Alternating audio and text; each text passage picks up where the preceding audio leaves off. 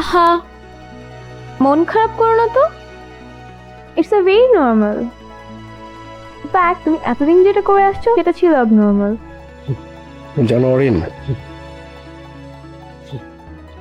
আমার তো মা নেই। বাবা ঠিক তোমার মতো করে কথাগুলো বলতো, কিন্তু আমি শুনতাম না, ঝগড়া করতাম। বাবা বলতো, বারবার বলতো যে যাদের জন্য করছিস, তোর বিপদের সময় এইসব বন্ধু কেউ একজন তোর পাশে থাকবে না। আমার না তখন সেগুলো ভালো লাগতো না, ঝগড়া করতাম। বাবার কথাগুলো আমার কাছে শাসন লাগতো, কিন্তু এখন মনে হচ্ছে যে এই শাসনের মাঝেই আদর ভালোবাসা লুকিয়েছে। আমি আসলে বুঝতে পারিনি। আমার মনে হচ্ছে যে আমি বাবার সাথে অনেক কিছু, মানে সব বিষয়ে আমি বাবার সাথে অন্যায় করেছি। বাবার সাথে কথা হয় না? কথা তো দূরের থাক, এখন ঠিকঠাক মতো দেখাই হয় না।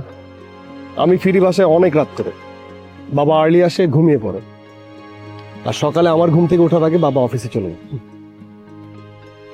তাহলে এক কাজ করো, আজ জলদি জলদি বাসায় গিয়ে বাবার সামনে গিয়ে দাঁড়াও। আমি শিওর বাবা সব ভুলে যাবে।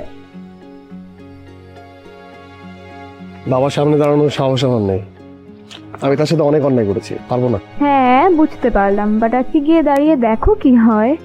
কেন, কোনো সমস্যা আছে? নাই না, তাই না? সো আজকে তুমি গিয়ে বাবার সাথে দেখা করছো, ওকে?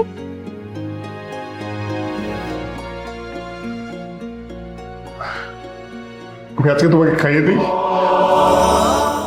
বাবা, বাবা আমি এই দিনটার জন্য এতটা দিন অপেক্ষা করেছিলাম। বাবা,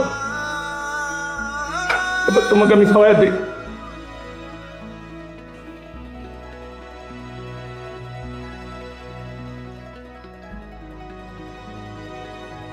কিছুই ভালো লাগছে না।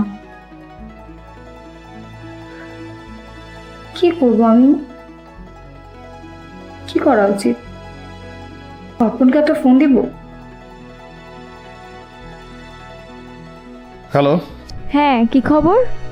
বাবার সাথে দেখা হয়েছে? হ্যাঁ। তো কি বাবা ছেলের মিলন হলো নাকি আবার নতুন ঝগড়া? না না না, একদমই ঝগড়া হয়নি। জানো, বাবাকে আজকে আমি খাইয়ে দিয়েছি। আমি আসলে তোমার কাছে কৃতজ্ঞ। আমি সবসময় ভাবতাম যে বাবা আমার উপর রাগ, আমার উপর রেগে আছে, কিন্তু আসলে আসলে সত্যি কথা বলতে বাবা আমার উপর রেগে নেই। আমি আসলে ভুল করতাম। থ্যাঙ্কস বলো। কাছের মানুষদের থ্যাঙ্কস বলতে নেই। আমি কি খুব কাছের মানুষ? কাছের কিনা জানি না, তবে আমার মনে হয় তুমি দূরের কেউ নাও। শোনো, বাবা যেটা বললো সেটা হচ্ছে যে কাল থেকে আমাকে অফিসে জয়েন করতে বললো।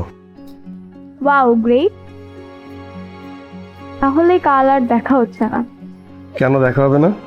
অফিস শেষ করে 5টার সময় আমি চলে আসবো তোমার সাথে দেখা করতে।